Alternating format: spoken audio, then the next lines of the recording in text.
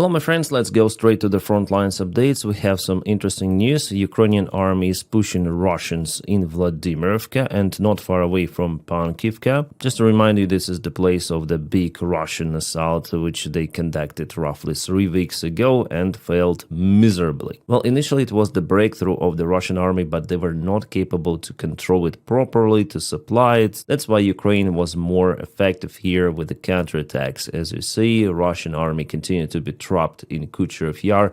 However, from the information I have, Russia tries to reinforce this direction, pouring more forces, but so far without success. They just have more losses. Before, Russians moved towards Mayak and Pankivka, but now Ukraine counterattacks also from this direction, which is awesome. Awesome news we have. Well, generally it was yesterday and today, and I also see that Ukraine moved towards Ruzzians village, the small one, but could be crucial because it goes alongside this river, and there is the road which connects Boykivka village and Ruzzians villages, so Ukraine potentially may use this road to cut entire Russian group in Pokrovsk direction. And also, Ruzziansk is not longer the target for the Russian army. For them, the main target is to secure their forces in this direction. For now, they're unable to do even that task. One more factor why Ukraine was successful here are Ukrainian tanks and armored vehicles, because Russia assaulted mostly with infantry, but Ukraine counterattacked using vehicles that mainly were not hit by Russian drones. My friends, on my Patreon page and also on the membership of this channel, I published unique content about our soldier. Remember the case then he pretended to be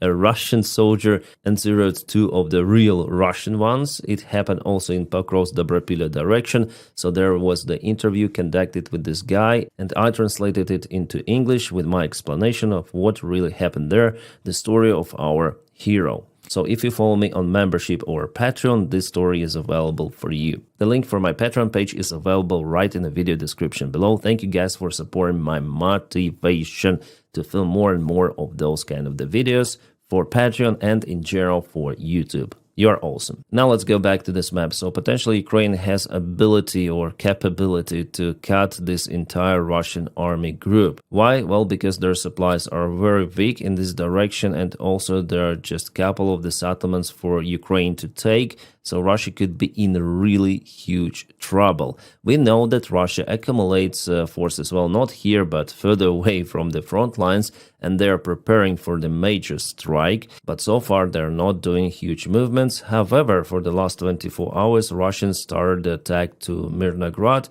using this road. There were 4 of the armored vehicles in the convoy. Guys, I'm still waiting for the video to share with you and to explain what actually happened there. But according to reliable sources, our commanders from the front lines, the Russian attack was repelled and all of the vehicles were kaputted. And this map published by different analytics, definitely Ukraine took Zatishuk and Boykivka under control. We had the confirmation about it 3 days ago. And yes, Ukraine is moving from 2 of those directions. Actually awesome. This attack, for example, to Rizne was possible because Russia lost control over Novoekonomichne. They tried to regain it, but they lost lots of the vehicles.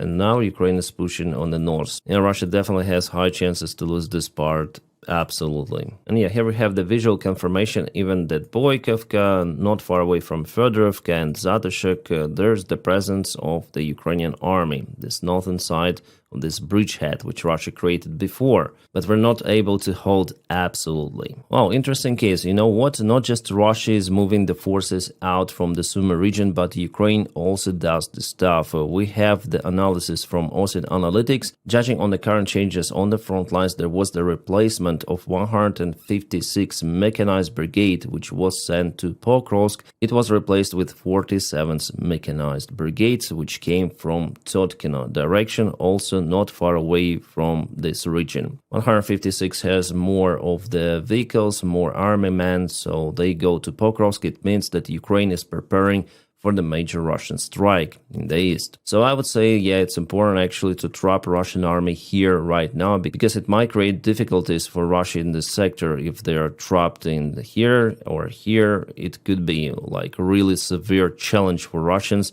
if they really want to intensify strikes and go on attack. In this case, they would have to resolve lots of the problems. And Ukraine also started a counterattack in Kamensk direction. This is the southern part of Ukraine, Zaporizhia, before Russians expanded this gray zone together with the red one occupying Kamensk and Plavny. I think it's already their third attack attempt to get to Stepnogorsk, but it's on a higher elevation, as you may judge from this military map, and Ukraine repelled the Russians again from this very small block where there is the school and everything, but Russians are trying to go to Stepnogorsk. So we have this latest update on this military map showing that definitely Ukraine had the small counterattack. Russians could potentially use this part because there are still some of the buildings to hide their forces. Maybe they will try to regain it once again, we'll see. I think roughly 1 week ago I published this photo of the Russian FSB officers, the border control officers of Russia, who were caputed in Belgorod region. Well, here we have the confirmation about Ukrainian strike on their avant-post or checkpoint or headquarters, you may call it. HIMARS system in operation. It is a vaccine against the Russian FSB. It happened right at the border between Ukraine and Russia. I wonder why Russia kept their officers out there very close to the front lines in general, knowing that Ukraine has HIMARS capabilities. Very strange. But there are some areas on the front lines where Russia gains the ground. For example, here they advanced for the last 24 hours, expanding the gray area not far away from Ternova, and also in this field. There are no any villages even nearby. Also, Russia is focused to occupy Liman. I think they want to do it this year, judging on their attack vectors, which are coming from Sloviansk forest and also from this northern side. When we check out their movement, so it was yesterday, it is today, they a little bit expanded from this side in Sloviansk forest and moved to the tiny village of Derilove and to this lake near Novoselivka. Again, yesterday, today, gray zone expansion. The distance from Liman is now almost 9 kilometers. I would say quite close. Also, Russia moved towards Zarichne, I think the last months. The major Russian plan is vividly clear. Liman, they want to occupy and move to Sloviansk from this side, but it will not be possible, I think, because there are just few of the bridges across the wide lake, and Russia wasn't able to cross the village in 2022, but they want to do it right now, which is kind of strange. I don't think that it is possible for Russians, especially now Ukraine may blow up those bridges, using, for example, even aviation gliding bombs or HIMARS. Ukraine has tools for it, let's say. And also Russians try to offense here, but so far absolutely not successful. Yeah, there was initial breakthrough, an urgent situation, but Ukraine managed to mobilize emergency fire brigades to extinguish Russians here. And now there is the threat for Russians in this sector. Interesting. About Pokrovsk, no movement of the Russian army towards the settlement. Mirnograd, it was attack attempt, but failed. Konstantinovka direction, no movement from Russians for the last couple of days. So in general, I would say front lines are more or less stable and Ukraine braces to repel Russian major strike in the east. When Russia may conduct it, I guess this month. Alright, analysis of the Wall Street Journal. I understand it's legacy media, but nevertheless, they researched the topic and they published some of the information about how far Ukraine may defend itself. And judging on the resources Ukrainian army has and obtains from partners, well, they say that the next 2-3 years, Ukraine will be capable to defend itself against Russian aggression in the same way it does right now. So Russians will not be able to achieve major results, any sort of the occupation of the big cities and so on. So it may continue like that, but we understand that the next 3 years will be also under Donald Trump's presidency, who is a very unpredicted guy. That's the lightest form I may describe him, really. But the good thing that Russia is unable to reach its goal in Ukraine and will not be able for many years. And after all, we'll see how Russian economy may play out. But I think Russia still has friends to sell their oil and gas, unfortunately. So Russia may sustain this war also for the next 2-3 years. Maybe even more, we'll see, but no one for sure may predict that future. This night, Russia again launched the attack on Ukraine, not that massive as the previous night so far. Well, I believe that Ukraine may also respond. Ukraine has capabilities, maybe not this night. I haven't received the information about Ukrainian drone or missile launches on territory of Russia.